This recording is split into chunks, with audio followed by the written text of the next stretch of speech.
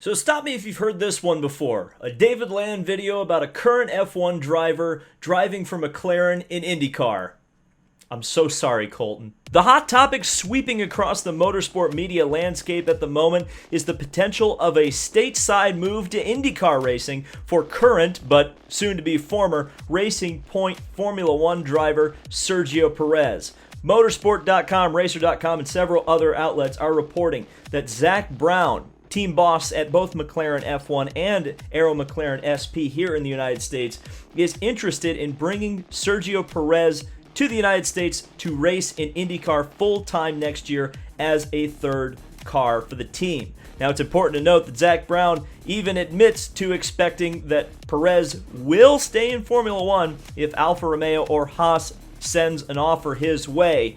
But there is, I think, a distinct possibility that Perez could move to IndyCar and return to McLaren. And it is indeed a return. A lot of people forget that Perez himself was tapped as the replacement for Lewis Hamilton in 2013. He only lasted 1 year in McLaren's F1 program before getting kicked to the curb.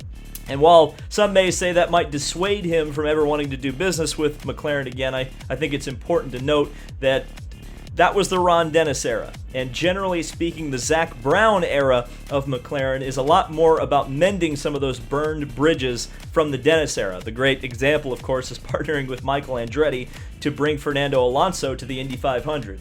It is also important, again, to emphasize that this would be a third car. Both Pato O'Ward and Oliver Askew, the two young drivers who have been, quite frankly, doing a great job this season in the Arrow McLaren SP team, will remain for 2021 and possibly beyond. And you may be saying to yourself, third car, can McLaren afford that? Well, that's the first question. Of course, it's going to be, and I think Brown has admitted this himself, it's going to be a question of sponsorship. Now, of course, Sergio Perez does bring quite a bit of personal sponsorship, but I think that's why the conventional wisdom has him staying in Formula One.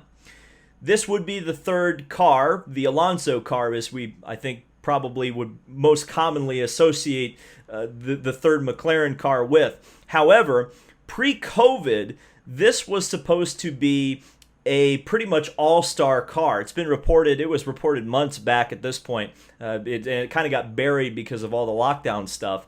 But ironically enough, had the IndyCar season gone according to plan, there essentially would have been an all-star rotation in this car this year. It essentially would have been a de facto third full-time car for McLaren, and it would have had a couple of races for Fernando Alonso. I think he was pretty much adamant that they were going to run the Grand Prix of Indianapolis when it was going to take place before the Indianapolis 500. But there was also talk, of course, Jimmy Johnson was going to test that car at Barber Motorsports Park, and knowing what we know now, the fact that he would have tested probably very well like he did with Ganassi probably would have led to an offer to race some races in that car this season. Whether or not that would have happened, of course, is completely speculation. But there was also the interesting possibility of Jenson Button coming over for at least the Road America races in that car. So this is clearly an ambition of Zak Brown to have a third car, to have a driver with star power be in that seat and get some headlines. Because as we know, McLaren is all about the headlines, even if they are negative. Just look back no further than the paint controversy at last year's Indianapolis 500. Now, the third car itself, I think, has a pretty good chance of happening for definitely the Indianapolis 500 and probably beyond. There already have been talks about other drivers being associated with this. We've heard Juan Pablo Montoya, who just as soon as, or as recent as 2 years ago, was racing for Zak Brown and his other team, United Autosports, at the 24 Hours of Le Mans. So there's a possibility there. Of course, the Acura sports car program is shutting down, so that means Helio Castroneves could be in the picture as well. And also, we could see Jenson Button, though I don't think he would run the ovals. So let's talk about Sergio Perez. Because I think what Zak Brown is really going to have to pitch to Sergio, and I think he should pitch this to Sergio, by the way, because the quotes that Zak Brown has given seem to indicate that he's pretty much reserved or has reserved the fact or kind of accepted the fact that Sergio Perez, I almost said Fernando Alonso. Yes, Fernando Alonso is going back to F1, but that Sergio Perez is almost certainly going to stay in F1 with either Haas or Alfa Romeo.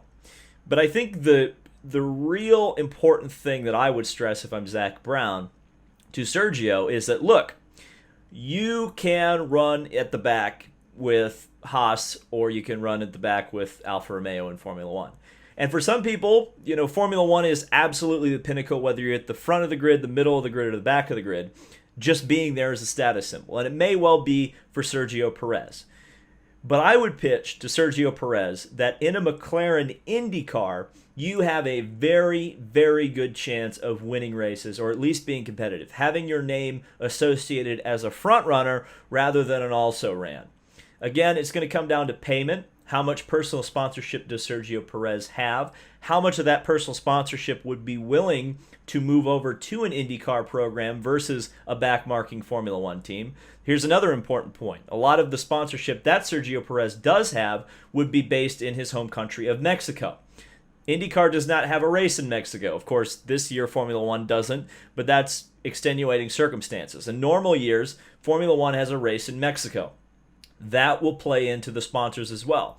If Sergio Perez can't go down there and shake hands and kiss babies as the Mexican hero, as an IndyCar driver, it's going to make that a little more difficult. Now, from a positive standpoint, if you want to talk about the Mexican pride, you already have a Mexican driver at McLaren. You have Pato O'Ward. And that could be an interesting marketing strategy for the team to have two Mexican drivers there. Maybe you could sell some sponsorship, or maybe it would give some of Perez's sponsors a little more value at that team versus other teams, or even teams in Formula One, to be able to have two Mexican drivers represent you rather than just one. I don't know. I think Sergio Perez could be extremely competitive. I think you look at how competitive Oliver Askew in his first IndyCar season has been, and certainly in his first full season in IndyCar racing, Pato O'Ward getting Rookie of the Year at the Indianapolis 500, looking like a race-winning contender both at Road America and Gateway, and having it stolen away just kind of at the last moment. I think he will win a race probably this year, and it would be a shock if he doesn't. Again, Perez could jump into that team, and I think he would be competitive right off the bat. Is it going to happen? I hope so. I do love seeing some of these Formula One drivers who didn't quite get a shot at a top team at the right time. Of course, he did run for McLaren, but that was when they were on their downward slide. I would like to see Sergio Perez racing for wins. I think he would thrive in the United States. I think he'd be a popular driver, and I think it would be a great opportunity if it does happen. But what do you think? Do you think Sergio Perez should race in the United States, and especially in IndyCar? Do you think he's got a better opportunity staying at Alfa Romeo or moving to Alfa Romeo or Haas, staying in Formula One? Do you think that's the move, or do you think the move is to move to the United States, take Zak Brown's offer, and race IndyCars? Or if it's not Sergio Perez, who do you think's going to get that third McLaren seat, the Fernando Alonso car at the Indianapolis 500? I do like the idea of Juan Pablo Montoya coming back and kicking some ass in IndyCar. I don't know. Let me know down in the comment section below. Thank you guys so much for watching. This has been David Land on YouTube, and I will see you in the next video.